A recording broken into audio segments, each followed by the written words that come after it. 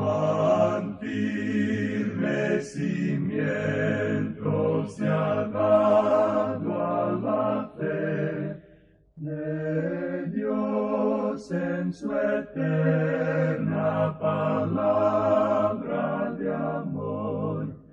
Con el propósito de compartir con usted las inmutables verdades de la palabra de Dios, presentamos A Través de la Biblia, un estudio detallado y sistemático de toda la Biblia que le ayudará a conocer lo que Dios ha revelado para nuestro provecho espiritual. Estos estudios bíblicos fueron diseñados y elaborados por el Dr. J. Vernon McGee, versado maestro de la Biblia, quien dedicó la mayor parte de su vida a la enseñanza clara y sencilla de la palabra de Dios.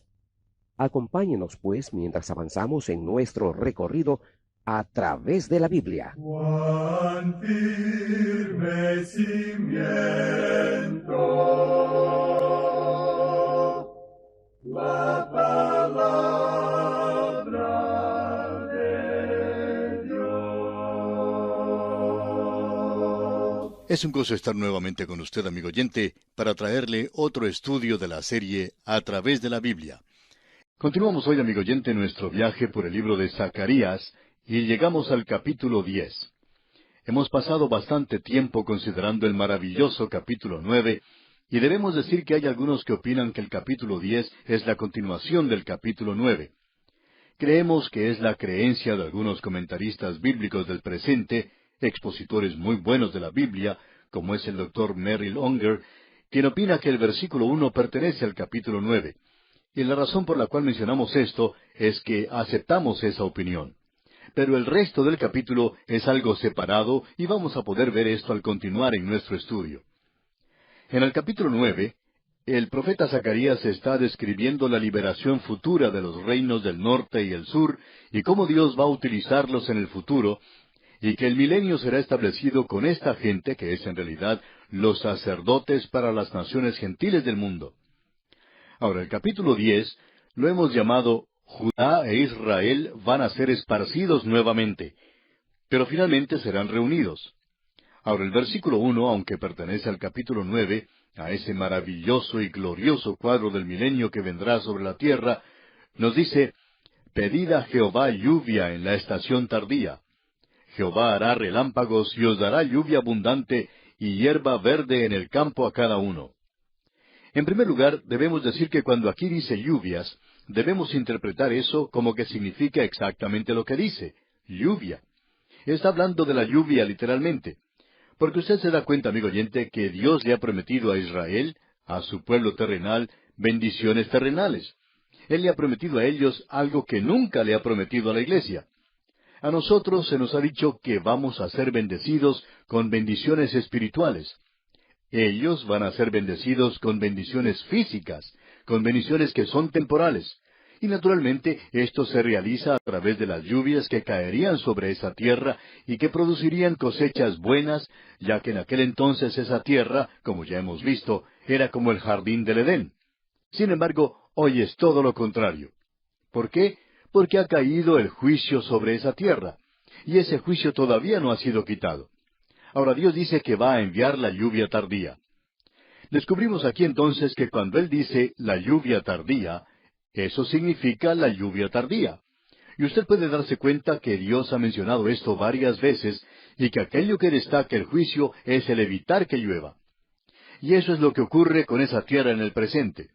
Creemos que el otro problema que tiene Israel junto con los árabes es el problema del agua, cómo obtener más agua. Ahora eso sería lo más fácil para ellos si se volvieran a Dios. Y luego experimentar, disfrutar de las bendiciones físicas que vendrán a través de la lluvia. Pero ellos no se han vuelto a Dios, y las lluvias no han regresado. Algunos han expresado que las lluvias han vuelto a esa tierra, pero eso no ha sucedido. Sí, está lloviendo un poco más, pero en algunos lugares donde se han sembrado muchos árboles, si uno los visita durante el verano, se da cuenta que todavía necesitan mucha lluvia. Y es algo que se necesita urgentemente, amigo oyente, en ese lugar. No hay la irrigación suficiente allí. No pueden irrigar toda la tierra que necesita ser irrigada.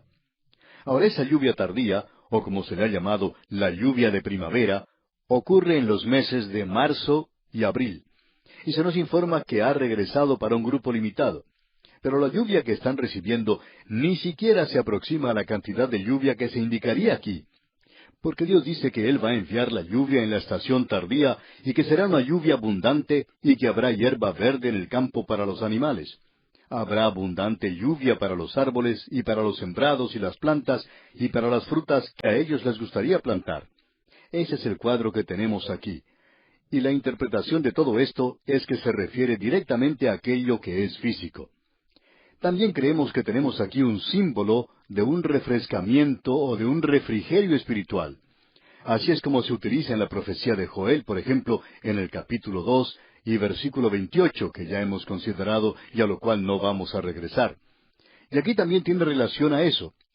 Lo que la lluvia física hace por la tierra, bueno, sucede lo mismo con la lluvia espiritual, el Espíritu de Dios sobre esta gente. Y la profecía de Joel y esta profecía que tenemos aquí en Zacarías tienen una referencia muy directa hacia el milenio, a ese período que se está aproximando. Y entonces habrá un derramamiento del Espíritu de Dios en aquel día. Y así es que tenemos aquí un significado doble. Luego, cuando uno llega al versículo 2, notamos que debe haber un juicio de aquello que estaba malo o equivocado en los reinos del norte y del sur. Y Dios les va a fortalecer para los días postreros, y Él les va a llevar al milenio. Pero hay ciertas cosas que están completamente equivocadas en su medio, y esto es destacado aquí para nosotros en los versículos 2 y 3 de este capítulo 10 de Zacarías, donde leemos, «Porque los terafines han dado vanos oráculos, y los adivinos han visto mentira, han hablado sueños vanos, y vano es su consuelo. Por lo cual el pueblo vaga como ovejas, y sufre porque no tiene pastor. Contra los pastores se ha encendido mi enojo, y castigaré a los jefes. Pero Jehová de los ejércitos visitará su rebaño, la casa de Judá, y los pondrá como su caballo de honor en la guerra». Tenemos presentado ante nosotros aquí aquello que estaba causando problemas en la nación. Eso es lo que se nos dice aquí. Y se nos dice que esto es por los ídolos. La palabra que se utiliza aquí es terafines. Porque los terafines han dado vanos oráculos, y los adivinos han visto mentira, han hablado sueños vanos, y vano es su consuelo. En realidad, no tienen ningún consuelo que dar. Parecería que lo estuvieran haciendo, pero no lo tienen. Uno de los grandes pecados de Israel era esa dependencia antigua de los ídolos y los adivinos. Y la palabra de Dios tiene mucho que decir en cuanto a esto. Ahora, aquí está hablando de estos ídolos, terafines, eran pequeñas divinidades caseras relacionadas con el oráculo. De ellas se habla en otros lugares en las Escrituras. Queremos ver lo que nos dice, por ejemplo, el capítulo 21 de Ezequiel y el versículo 21. Dice, «Porque el rey de Babilonia se ha detenido en una encrucijada al principio de los dos caminos para usar de adivinación, ha sacudido las saetas, consultó a sus ídolos, miró el hígado». Muy bien, como podemos ver, esta cita es de suma ayuda para nuestro estudio. El doctor Merrill Unger, que es un erudito en el idioma hebreo, y ha escrito varios libros hablando de los demonios y de aquello que es satánico, aquello que está presente en nuestros días y que también existía en el pasado, bueno, nos sentimos con una gran deuda hacia él por esta información, que la arqueología moderna nos ha dado algunas nuevas informaciones en cuanto a los terafines. Hay un lugar antiguo cerca de la ciudad de Nínive llamado Nooso, del cual nunca habíamos oído hablar antes. No es tan conocido como la capital de algunas de nuestras naciones, un lugar llamado Nooso. Y está cerca de un lugar llamado Kirka. Y eso no nos ayuda mucho tampoco porque no sabemos dónde está Kirka. Pero lo importante de todo esto es que en las excavaciones hechas en el año 1925 hasta 1941, han encontrado tabletas que ilustran las costumbres que tenían lugar hasta en la época de los patriarcas. Usted recordará que cuando Jacob tomó a sus dos esposas, Lea y Raquel, y dejó a su tío Labán, porque Jacob había tenido problemas con Labán, como bien sabemos, así es que él estaba muy contento de salir de allí. Y Raquel, usted recordará, llevó el terafín. Eso se menciona allá en Génesis capítulo 31, versículo 34. Y demuestra que esta información que ahora ha sido descubierta indicaba que la posesión de estos dioses caseros implicaba el liderazgo de la familia. O sea que cuando ella robó esos dioses y luego se sentó sobre ellos, sobre esos ídolos, y dijo que ella estaba con la costumbre de las mujeres y no podía levantarse, Bueno, en realidad estaba tapando o cubriendo muchas cosas. Y todos estos dioses caseros indicaban que Jacob iba a heredar todo lo que Labán tenía. Y amigo oyente, Jacob era una persona muy inteligente, por cierto. Ahora, el hecho de que Raquel robara eso era un asunto muy serio. Y esa era la razón por la cual Labán estaba tan enojado sobre este asunto. Y él, por cierto, que no quería que Jacob heredara todo lo que él tenía. Él pensaba que ya se estaba llevando más de lo que tendría que haberse llevado. El terafín era usado por los adivinadores, y se nos dice aquí que los adivinadores habían visto mentira. El método que ellos utilizaban era un método muy pagano. La adivinación es algo oculto, es una imitación pagana de la profecía bíblica. El diablo siempre ha imitado aquello que es bíblico. Él no se aparta mucho de la Biblia, y cada uno de los cultos y sectas que existen por ahí hoy, aun la adoración a Satanás, es utilizando la Biblia. Por cierto que hacen esto. Ese es el método del diablo. En aquel día, él imitaba la profecía bíblica a través de la adivinación. La palabra que se utiliza para adivinación indica el cortar o dividir, y tiene que ver con el tomar un sacrificio, cortarlo, abrirlo y mirar en las entrañas. Es decir, mirar al hígado, la forma del hígado, la manera en que estaba formado. Eso se llamaba hepatoscopía, y parecería una expresión médica. Pero ellos trataban de interpretar el futuro de esa manera. Y al observar el hígado, la forma de éste les indicaba las formas de las cosas que vendrían. Y así es como se hacía esto, porque ellos consideraban al hígado como la raíz misma de la vida. Ahora, Balaam era uno de estos adivinos. Los filisteos los tenían, como también los babilonios, y los profetas falsos de Israel utilizaban este método también. Ahora, Zacarías considera a los adivinos como que han visto mentira. Ellos no estaban recibiendo su información de Dios, sino que era una inspiración demoníaca y no del Espíritu de Dios. Y uno puede ver esto en todos los profetas que trataban con este asunto. Y Dios estableció una ley en cuanto a eso, como bien sabemos, que ellos no debían tener nada que ver con la adivinación. Ellos no debían tener ningún trato con los adivinos. Eso, por supuesto, es totalmente satánico. No vamos a entrar en mucho detalle en esto y le vamos a decir por qué. Porque cuando lleguemos al estudio de Apocalipsis, vamos a tratar este tema. Es por eso que no queremos dedicarle mucho tiempo a este asunto aquí, y queremos aclarar aún un poco más esto. Por mucho tiempo no se hablaba de esto desde el púlpito. El autor de estos estudios bíblicos, el Dr. J. Vernon McGee, contaba que en cierta ocasión él había presentado una serie de mensajes en su iglesia, y que cada domingo había como 3,000 personas presentes que venían a escucharle hablar sobre el tema de los demonios. Y en aquel tiempo, él era probablemente el único que hablaba sobre este tema. Y algunos amigos le tomaban el pelo por esto, diciendo que él usaba cualquier método con tal de conseguir que la gente viniera a escucharle. Pero él hacía eso entonces porque pensaba que era algo que hacía falta. Pero ahora, en el presente, parece que las cosas han cambiado a todo lo opuesto, y se habla demasiado de esto en las iglesias. Se habla mucho del tema de demonios y de Satanás. Estamos viendo una gran manifestación de eso en el presente. Un día le preguntaron al Dr. McGee si él había visto esa película titulada El Exorcista, y él respondió que no.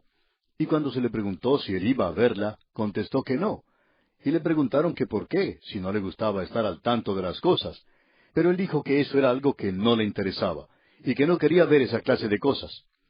Y amigo oyente, eso ha existido por mucho tiempo, por muchos años, y eso no es algo nuevo.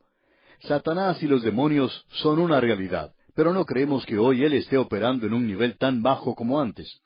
Pensamos que él está operando ahora en los lugares donde se está predicando la palabra de Dios. El mismo Dr. McGee decía que muchos de los problemas físicos que él experimentaba era a causa de esto. Eso es lo que él le decía al Señor, ya que él pensaba que no es el Señor el que le estaba causando las enfermedades que él sufría, sino que él le había permitido a Satanás que llegara hasta él, y que lo que le ocurría era algo provocado por Satanás. Él pensaba que Satanás quería ver que se detuviera esta enseñanza de la palabra de Dios. Y naturalmente este es el lugar donde él tenía que obrar. No nos sorprende, pues, que muchas de las así llamadas iglesias bíblicas se hayan apartado por una avenida egoísta en el presente, y hoy están presentando un programa o alguna otra cosa que hace que se acerquen las multitudes para ver qué puede ser nuevo o novedoso. Amigo oyente, lo único que Dios honrará permanentemente es su palabra. Y nosotros hemos tratado honestamente en estos días de mantener nuestros ojos en la persona de Jesucristo. Esa es la respuesta para todas esas cosas falsas del presente. Pensamos que el diablo tratará de engañarle, y amigo oyente, él probablemente quiere destruir la reputación de la mayoría. Y esa es la razón por la cual necesitamos la protección de Dios, y hoy necesitamos la protección de Dios como nunca antes. Así es que necesitamos mantener nuestros ojos, nuestra mirada en el Señor Jesucristo. Esa es la razón por la cual debemos mantener nuestra atención fija en Él, porque si uno se mantiene cerca de Él, usted va a estar mucho más lejos de los diablos y los demonios. De eso estamos seguros. Y todo eso que se dice hoy de expulsar a los demonios en la iglesia, creemos que sería mejor que en lugar de hacer eso, debiéramos acercarnos más a Cristo. Eso es lo importante. Usted recordará una parábola que contó el Señor Jesucristo en cuanto a un hombre que había tenido un demonio. Y ese demonio salió del hombre. Entonces el hombre barre y adorna bien la casa de donde había salido el demonio, pero él no tenía nada con qué llenar ese lugar vacío. Así es que ese demonio se cansó de andar de un lugar a otro y se acordó de ese hombre y regresó. Y pensaba que era algo fácil de conquistar. Así es que ese demonio trajo consigo algunos amigos, otros demonios, y la condición de ese hombre, dice el Señor, después fue peor que lo que había sido anteriormente. Así es que, amigo oyente, al expulsar demonios, es mejor que tenga a alguien que ocupe ese apartamento, porque los demonios tienen muchos amigos y los van a traer junto con ellos de regreso, y volverán a vivir allí. De modo que tenemos aquí una profecía muy destacada. Porque los terafines han dado vanos oráculos, han mentido, siempre lo han hecho, y los adivinos han visto mentira. Y estos son aquellos que siempre han utilizado esto. Ellos son los que han contado sueños falsos, sueños que nunca han tenido. Vano es su consuelo, por lo cual el pueblo vaga como ovejas y sufre porque no tiene pastor. No había un verdadero pastor que guiara al pueblo. Y en el día de hoy, amigo oyente, la gran necesidad de la iglesia no es el de más programas juveniles o nuevos métodos o diferentes artefactos. Lo que necesitamos hoy son pastores que puedan alimentar a las ovejas con la palabra de Dios. Eso es lo importante en esta hora. Es lo único que puede librarle a uno. Bien, amigo oyente, vamos a detenernos aquí por hoy.